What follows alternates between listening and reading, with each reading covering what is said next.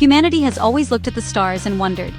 From the beginning, we've told stories to defy death, fountains of youth, gods granting eternal life. These tales reflect our deepest desire, to not end. The ancient Egyptians built pyramids, not just as tombs, but as machines for eternity. They believed death was a doorway, not an end. In ancient China, emperors searched for the elixir of life, hoping to rule forever. These quests weren't foolish. They were attempts to conquer death, our ultimate enemy. The Epic of Gilgamesh, one of our oldest stories, is about a king's desperate search to escape mortality. His quest is our quest, to find a way past the limits of time. This longing isn't just about avoiding loss. It's about holding on to what's good. We fall in love, build families, create art, and discover the universe. These moments are precious, and the thought of losing them feels unjust. So, we dream of a story that never ends. This dream has shaped civilizations and driven us to achieve the impossible. Our desire for forever is woven into our history. We see the sun rise and set, but for us, the sun sets only once. That finality haunts us. We build, create, and love, hoping to leave something that outlasts us. The fear of being erased drives us to imagine eternity. We want to keep turning the pages, forever.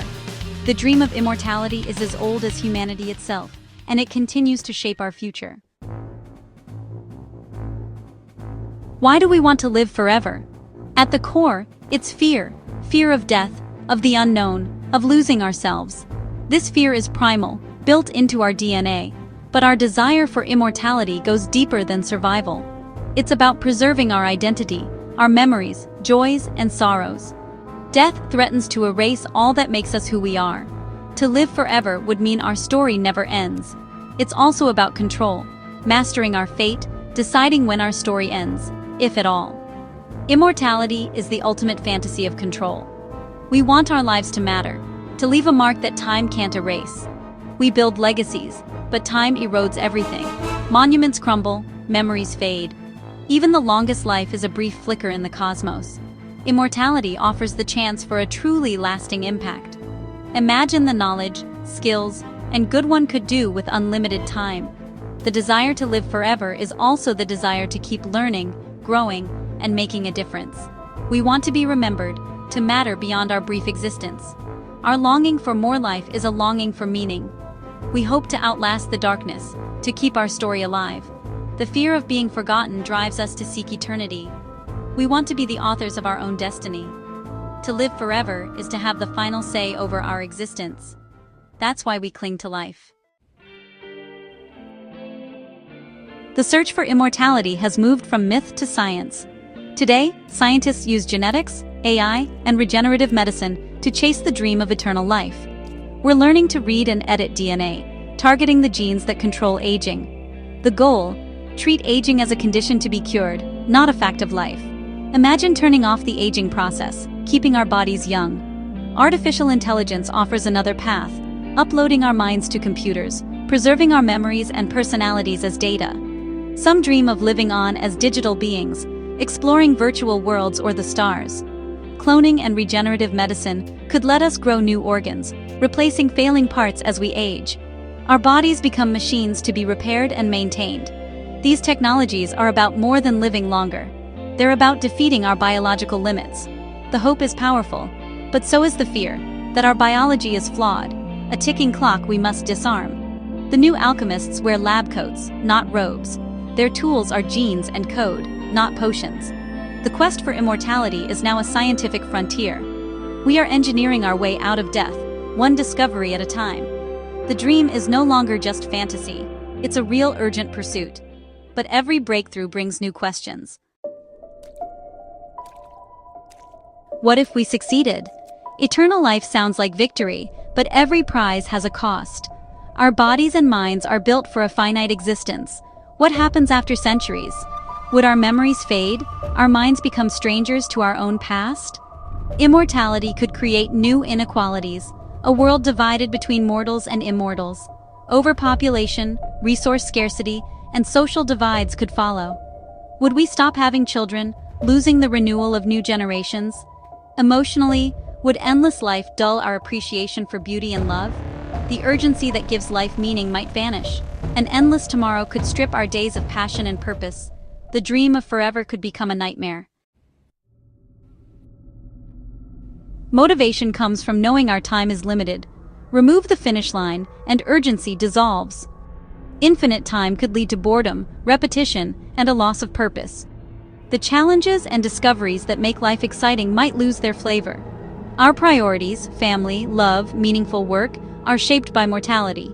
With endless time, these priorities could blur, and moments might lose their value. The paradox. We seek immortality because we love life, but endlessness could destroy what we love most. The struggle and beauty of fleeting moments give life meaning. Without an endpoint, we risk losing what makes life worth living. We might exist forever, but stop truly living. The quest for more time could leave us with an empty eternity. Sometimes limits are what make life precious. Who are you really? At your core, you're a story, a narrative shaped by memories and change. But what happens when the story has no end? Over centuries, you'd change completely. New memories, new values, maybe even a new name. Would you still be you, or a series of strangers sharing a body? Immortality might not preserve the self, but fragment it. The thread connecting your life's chapters could snap. You might become alienated from your former selves. The promise of eternal life could mean losing the me you hope to save. Without a stable identity, what gives life coherence and meaning? Immortality could leave us as ghosts in our own lives.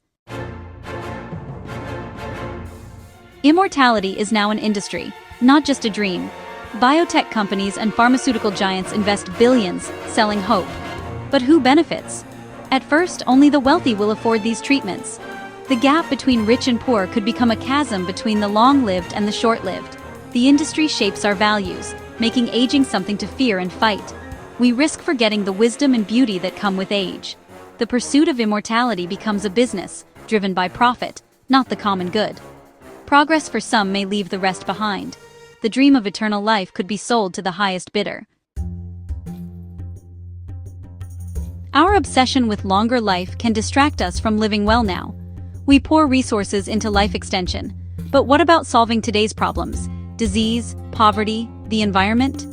The quest for immortality can seem selfish when so many struggle just to live.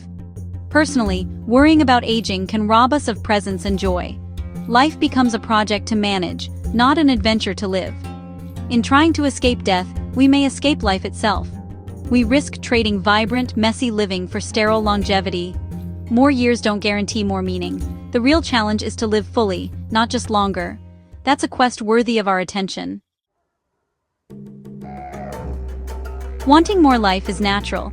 It means we love being alive. But what do we really want to extend? Just our years, or the meaning within them? Maybe the goal isn't endless life, but a life of endless meaning.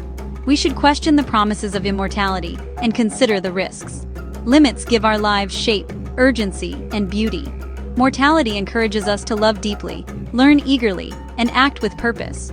Every moment is precious because it won't come again. Accepting mortality is embracing what it means to be human. The quest for immortality is really a quest for meaning. Our best legacy isn't an undying body, but a life well lived. If we could extend anything, let it be our capacity for love, creativity, and courage. Balance longer life with deeper living. In the end, it's not how long we live, but how beautifully.